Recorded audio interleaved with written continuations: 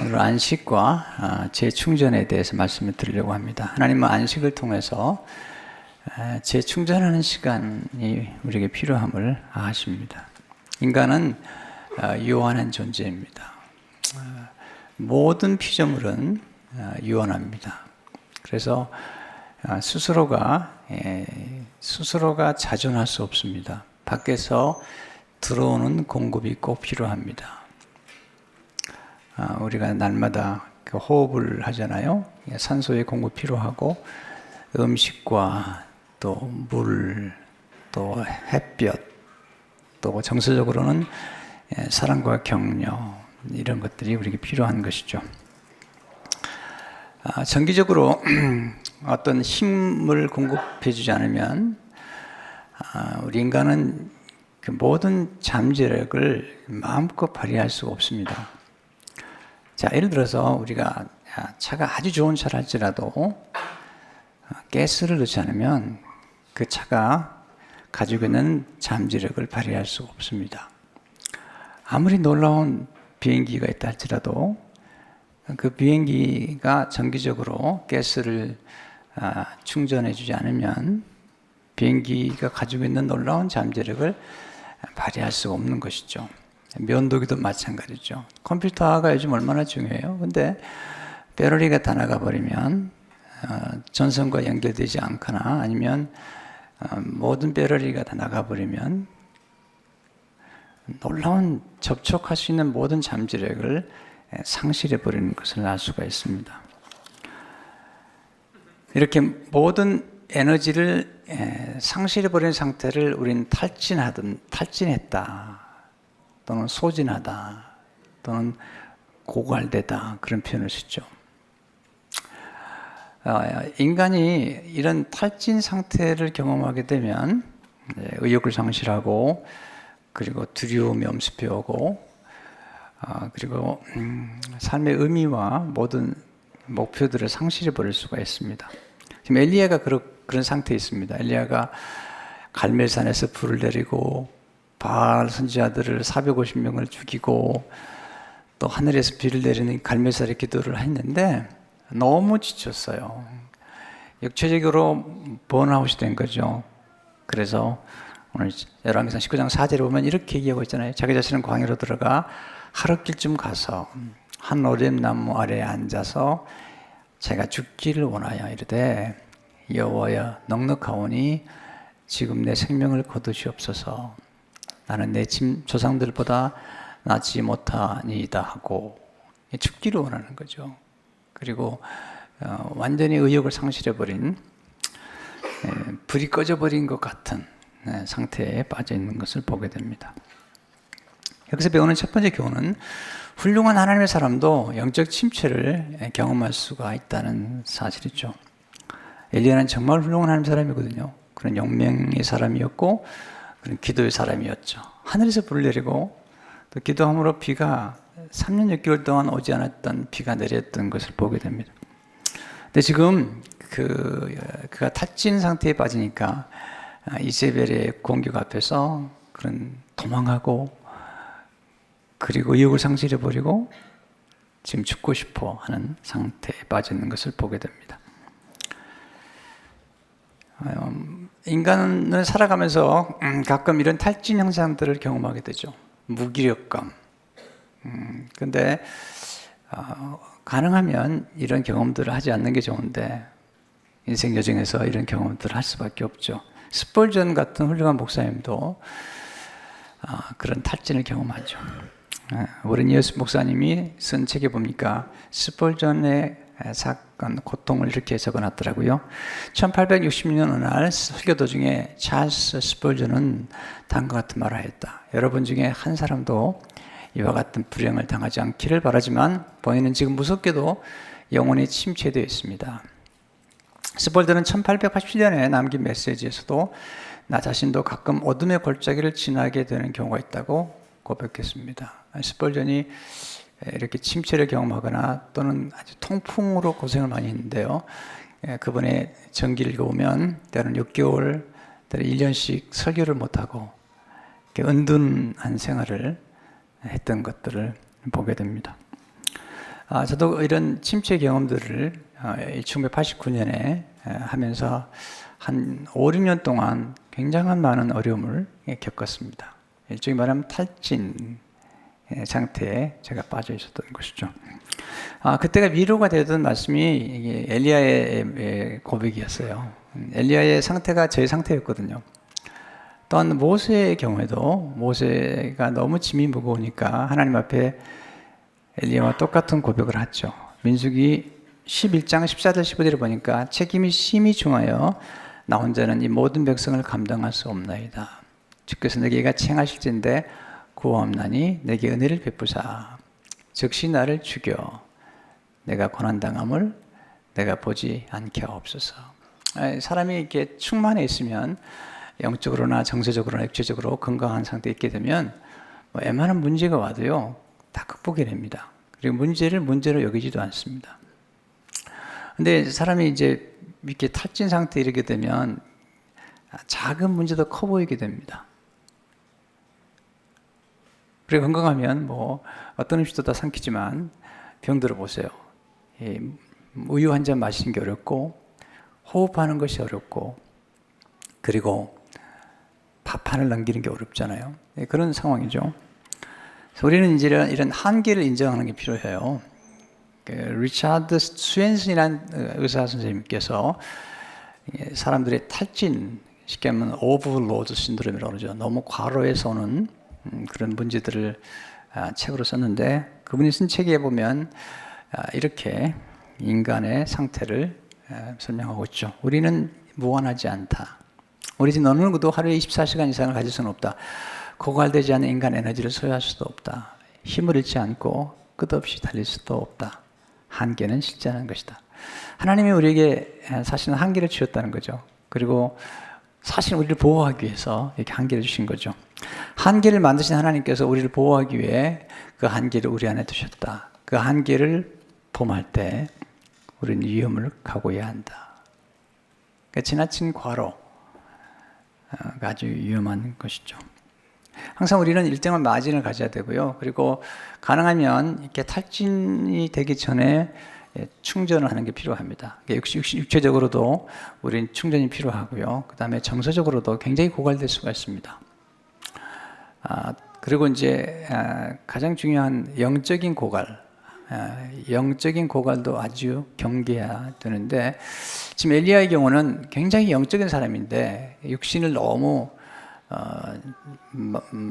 지나치게 사용함으로 지금 탈진의 상태에 와 있는 것을 보게 됩니다. 중요한 건 우리가 충분히 충전되지 않던 상태라면 우리가 가지고 있는 모든 잠재력이 이렇게 극대화되지 못하고 이렇게 우리 삶 속에 풍성한 삶을 살지 못하고 관계도 좋아지지 않아요. 자꾸 짜증을 부리게 되고 나중엔 자꾸 폭언을 하게 되기도 하고요. 그리고 모든 걸 귀찮아하게 되거든요. 그리고 가지고 있는 것을 잘 누리지도 못해요. 그렇기 때문에 우리는 정기적으로 재충전해야 되고 그런 선을 자꾸 과로라는 선을 자꾸 넘기다 보면 몸이 깊이 병들어 버립니다. 또 정서적으로 아주 망가져 버리기 때문에 관계에 문제가 생기고 또 영적으로 충만한 상태를 경험하지 못하는 그런 경험을 하게 되죠. 그러니까 우리는 우리의 몸과 우리의 정서적인 마음과 그리고 영혼이 사실 연결되어 있기 때문에 몸이 피곤해도 짜증이 나고 또 영적으로 문제가 생길 수 있고요. 또 영적으로 하나님과 깊이 교제하지 않을 경우에는 또 그게 우리 정서로나 우리의 육신에 영향을 끼치는 것을 기억할 필요가 있는 것입니다. 여기서 우리가 이제 두 번째로 배워야 될 것은 재충전이 필요한 증상을 깨닫는 것이 지혜잖아요. 어떤 병의 징후라는 게 있거든요. 그냥 병이 나는 법은 없잖아요. 항상 병이 일어나기 전에는 일정한 사인을 몸에 보여주거든요. 몸의 사인들.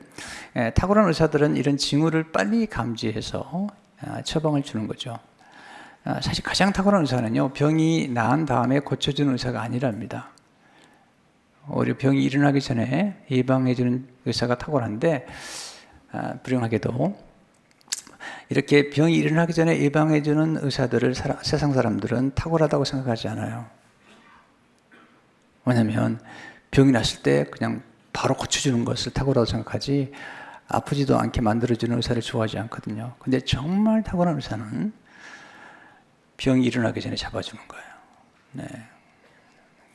하나님은 이제 우리에게 뭐를 하시냐면 일정한 심톰들을 미리 보고 그런 문제들을 미리 파악함으로써 예비하도록 이렇게 말씀을 주시는 거거든요.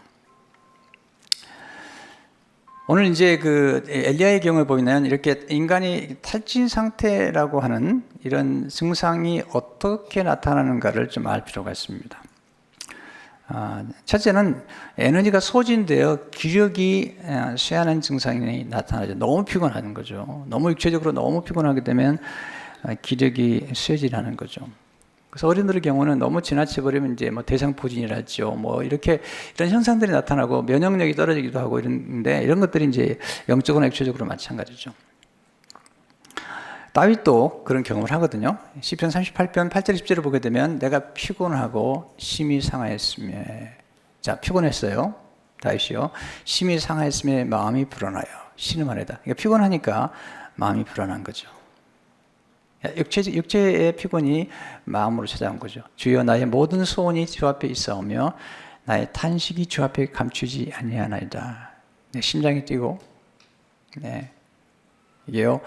몸이 약해지니까 마음도 약해지고 심장이 뛰고 내 기력이 쇠하여, 이게 탈진 상태입니다.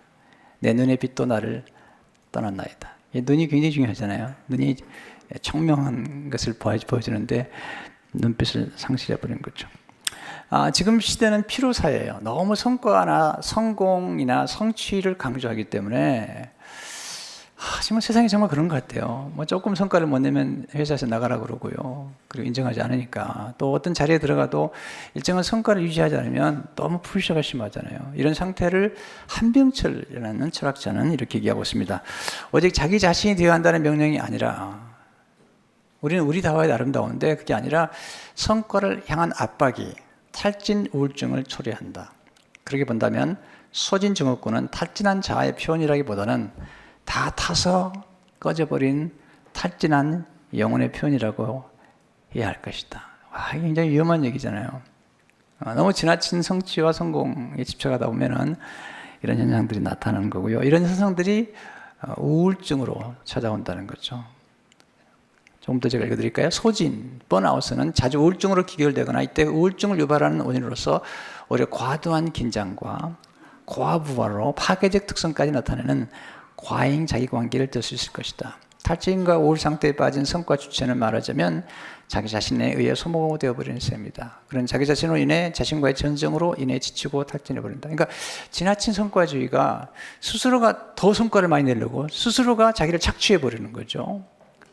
그러니까 어느 정도 멈출 줄 알아야 되는데 조금 더 많은 성취를, 조금 더 돈을 벌고 조금 더 인정을 받고 이러다가 스스로가 소멸돼 버리는 그런 탈진 상태에서 모든 기능이 순식간에 멈춰버리는, 네, 이런 결과를 가져 쓰러져 버리고 이런 상태가 오는 거죠. 그러니까 조심해야죠. 에너지가 소진되기 전에 빨리 보충하는 지혜가 필요하다. 두 번째, 두려움이 엄습하는 증상이 나타나죠.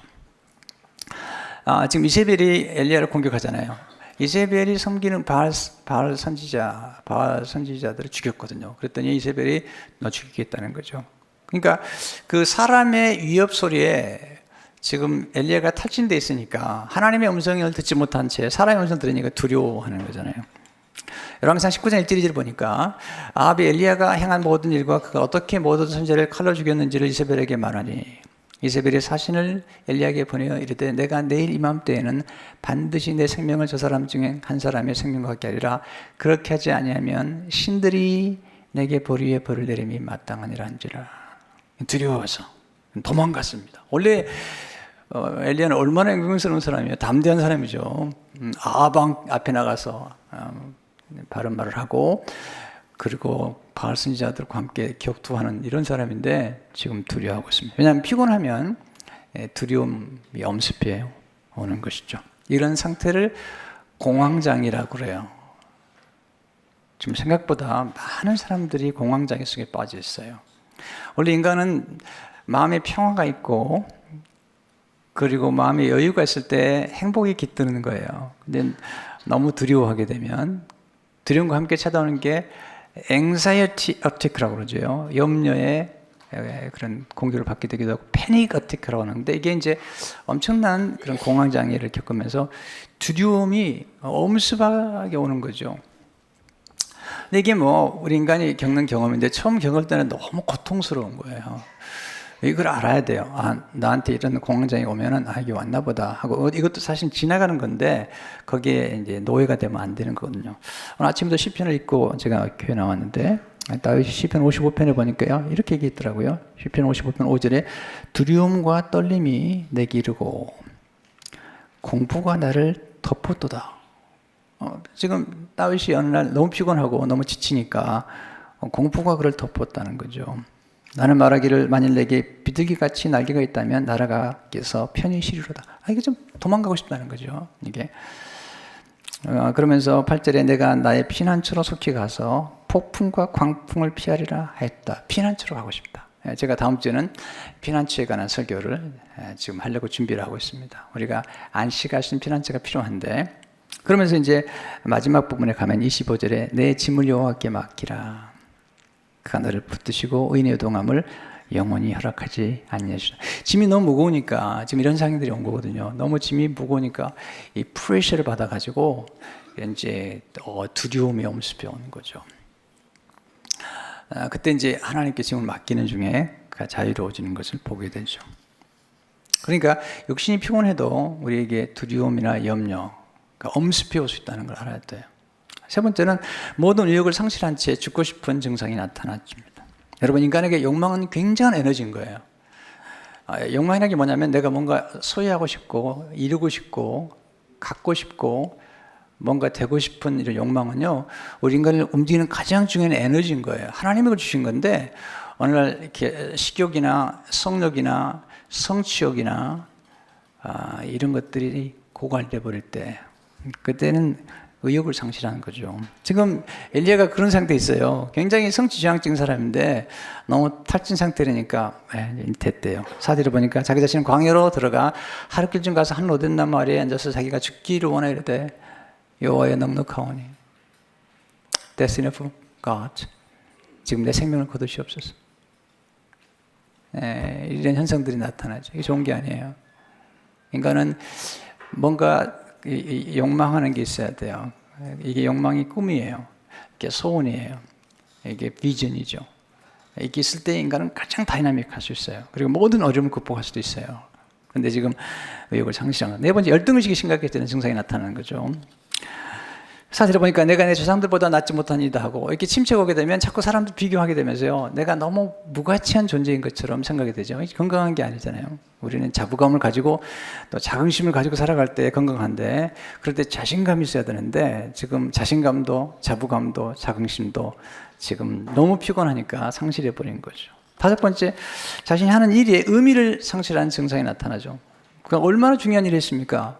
바알과 싸웠고 선지자가 싸워서 굉장히 중요한 일을 했는데 이게 별로 의미도 없네요. 이렇게 이제 의미를 상실해 버린 거죠. 여러분 인간이 의미와 보람으로 살아가는 거예요. 그리고 가장 의미 있는 일을 할 때 우리는 굉장히 큰 힘을 얻게 되는데 지금 엘리야가 너무 피곤하니까 의미를 상실해 버린 거죠.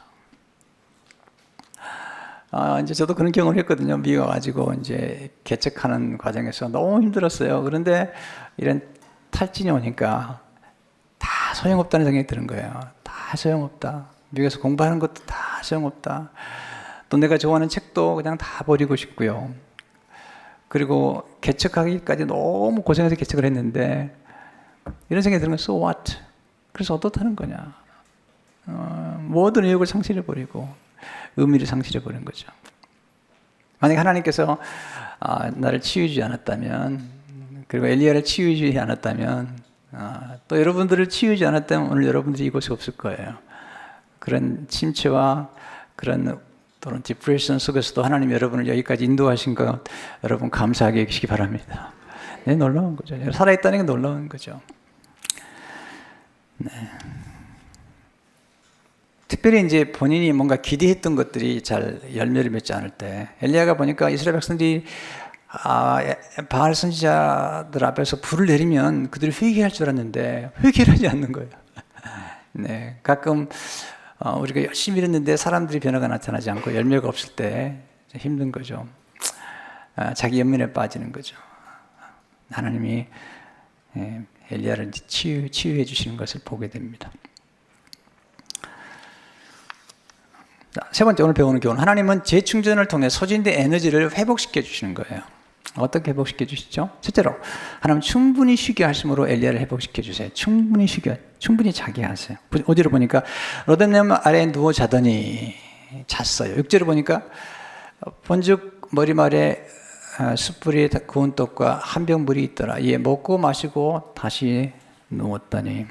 여러분, 충분히 잠을 자는 게 중요해요. 근데 요즘 충분히 잠을 자지 못해요, 사람들이. 농경시대 때는 깜깜하면 잠을 잤어요. 왜냐하면 전기가 없었기 때문에. 그리고 밝아지면 깼는데 지금은 전기를 만들어가지고 이게요, 밤에도 잠을 안 자는 거예요. 거기다가 이 스마트폰, 컴퓨터가 돌아가지고 일의 경계가 무너졌어요. 옛날에는 직장에서 일하고 집에 들어오면 쉬었는데 지금은 집에 들어와도 일이 기다리고 있습니다. 또 밤에도 까똑이 우리를 얼마나 힘들게 하는지 몰라요. 새벽 2시에도 까똑이 울리면 그냥 자다 깨야 되는 거예요. 그러니까 이게 이런 스마트폰이나 이런 것들이 정서적으로 우리를 안정감 주는 게 아니라 너무나 쉬지 못하게 만드는 거예요. 지금은 많은 사람들이 잠이 부족해요. 네. 너무 지쳐 있는 거죠. 전 여러분들이 주일날 와서 예배 드릴 때 주무시면요, 전 너무 행복하게 생각했대요. 교회 와서 주는 게 얼마나 다행이에요. 잠이 필요하니까 그러잖아요. 내 성격이 얼마나 수면제로 엮여지면 잠을 잘까 생각이 드는 거죠. 그래도 주무신 분이 계세요. 참 훌륭하신 분들이시죠. 잠을 만드신 분이 하나님이세요. 잠자는 게 복이에요. 잠 잘 자는 게 복이라고. 두 번째, 하나님은 부드러운 접촉을 통해서 엘리야를 회복시켜 주시잖아요. 어디를 보니까 로뎀나무 아래에 누워 자더니 천사가 그를 어루만지며, 천사가 어루만졌어요. Angel touched him 그랬어요. 굉장히 중요한 거죠. 실제로 보면 여호와의 천사가 또 다시 와서 어루만지며 이르되 일어나 먹으라. 여러분, 몸이 너무 피곤하잖아요. 잠 못 잡니다. 이거 다 제가 배운 건데요. 잠을 숙면하려면요, 에너지가 있어야 됩니다. 근데 몸이 너무 피곤하면 몸이 긴장 상태에 들어가기 때문에 누군가가 만져줘야 돼요. 어릴 적에 제 어머니 아버님이 이제 일하고 너무 힘들면 저한테 항상 주물러 달라고 말씀하셨어요. 제가 막둥이기 때문에 이렇게 주물러 그러고, 아버지 같은 경우 허리가 아프면 누우셨어요. 그래가지고 허리로 올라가라고 그랬어요. 그 밟아드리고 그랬는데 굉장히 중요한 거거든요. 그러니까 우리 몸이 너무 피곤할 때는 누군가가 접촉이 필요하잖아요. 저는 이제 그런 경험을 많이 했습니다. 가끔 성도님들이나 이렇게 너무 힘든 분들을 제가 손잡아드리고 그리고 기도해드리면 치유를 경험한 걸 여러 번 봤어요. 이 접촉이라는 게요, 굉장히 중요한 거예요. 너무 힘들 때 여러분들이 닥터나 간호사들이 손만 한번 잡아줘도요, 이게 스토리가 달라집니다. 하나님이 그렇게 역사하셨어요. 네, 그걸 무시하면 안 되는 거죠. 저도 주일날 이제 한 5번 설교하고 집에 들어가면 꽤 몸이 피곤하고 좀 굳어있는 걸 경험하는데, 그럴 때마다 제 아내한테 부탁해요. 무릎 조금만 만져달라고. 제가 1분, 2분밖에 부탁하잖아요. 네. 근데 1분, 2분 만져주는데요, 그게 저로 하여금 쉼을 줘요. 네. 진짜예요. 물어보세요, 제 아내한테. 딱 한 2분 정도예요. 무릎 좀 만져줘요. 너무 힘들어요. 무릎만 만져줘요. 제가 이제 하루 종일 서 있기 때문에. 그러나 그런 접촉들이 우리에게 치유를 주는 거죠. 그래서 카이로프락토나 또는 이게 아큐프레셔나 이런 것들이요, 사실 굉장히 중요합니다. 그래서 이렇게 얘기하더라고요. 하수가 막히면 이게 문제가 생긴 것처럼 몸도 너무 경직되거나 하수가 막히는 그런 경험을 할 때 이렇게 침을 놔주거나 아니면 경락을 풀어주거나 또 정말 사랑하는 사람들이 이렇게 좀 몸 오르만져 줄 때 그때 굉장히 몸이 좋은 결과를 가져올 수 있다는 거죠. 세 번째, 음식을 잘 먹게 하심으로 엘리야를 회복시켜 주시죠. 떡과 물을 공급해 주잖아요. 6절 7절 다시 보면 본즉 머리맡에 숯불에 구운 떡과 한 병 물이 있더라.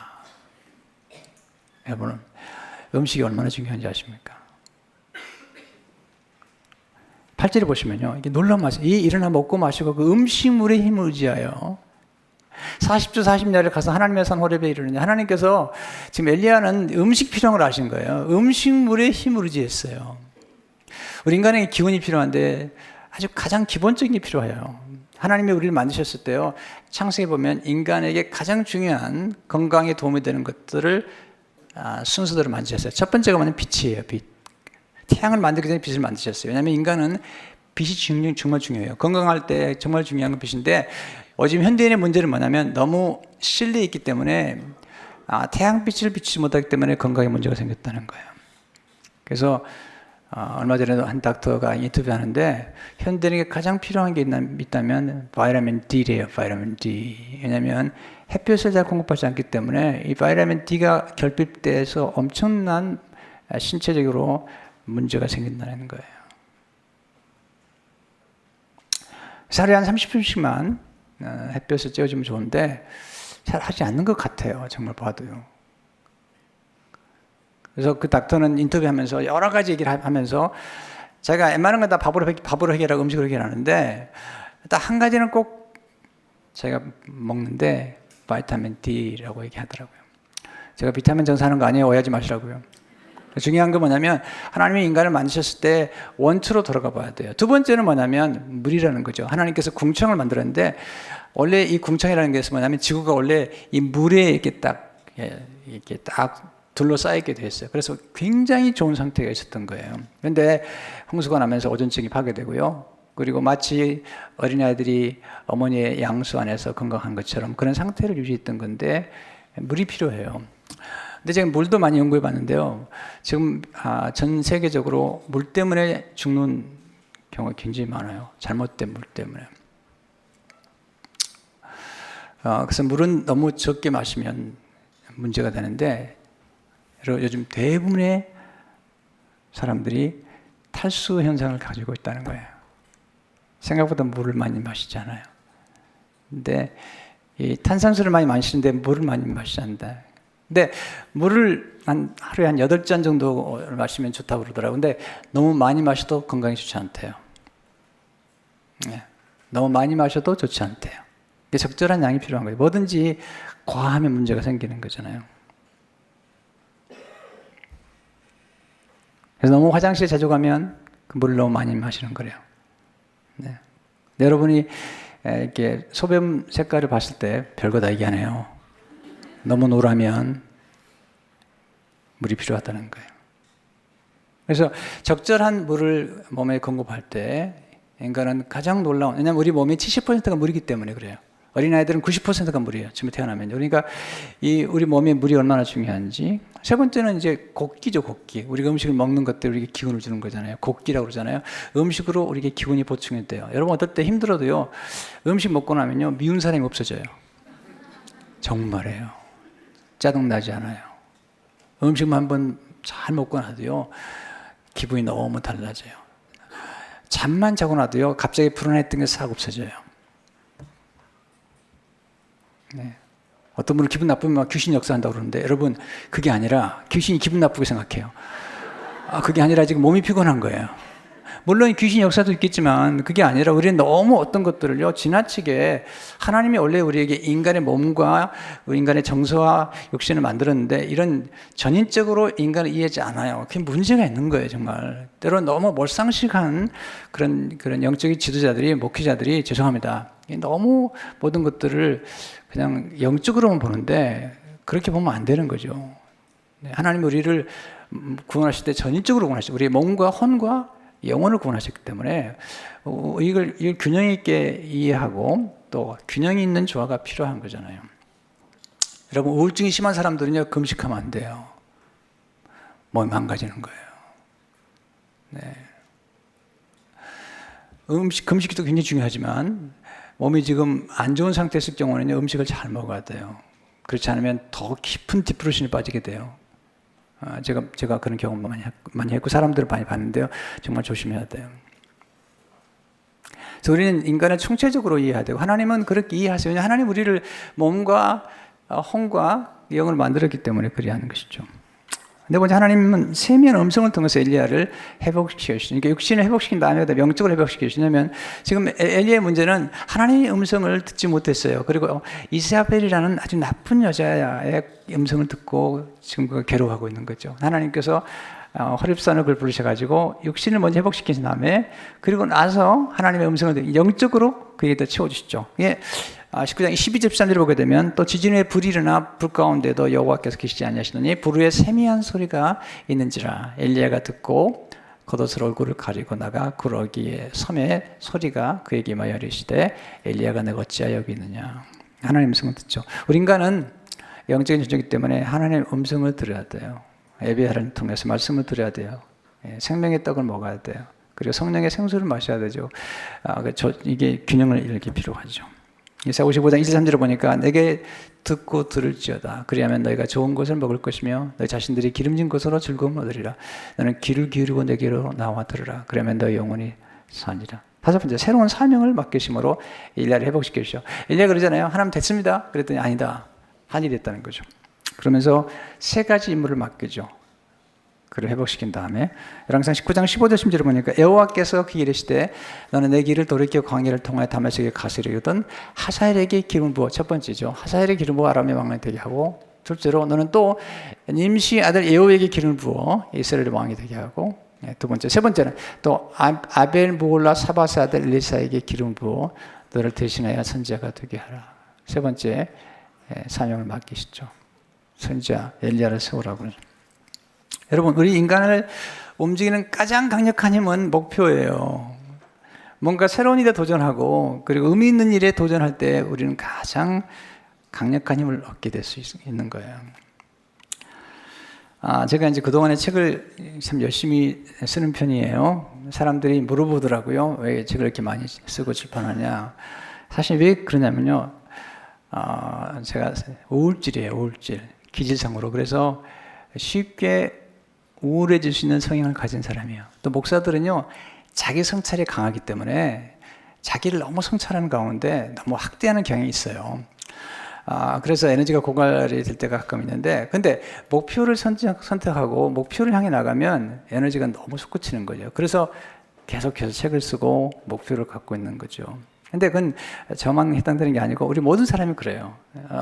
설령 어떤 포지션에서 은퇴를 했다 하더라도 어떤 의미 있는 보람 있는 일의 목표를 가지고 나가게 되면 굉장히 우리에게 에너지가 있는 것을 보게. 여섯 번째는 좋은 동반자를 붙여주심으로 엘리야를 회복시켜 주시죠. 엘리야는 주로 혼자 일했잖아요. 그의 사원이 있었지만 정서적으로 늘 외롭죠. 그래서 하나님께서 엘리사 그와 함께 교감할 수 있는 좋은 친구를, 좋은 제자를 만들어 주시죠.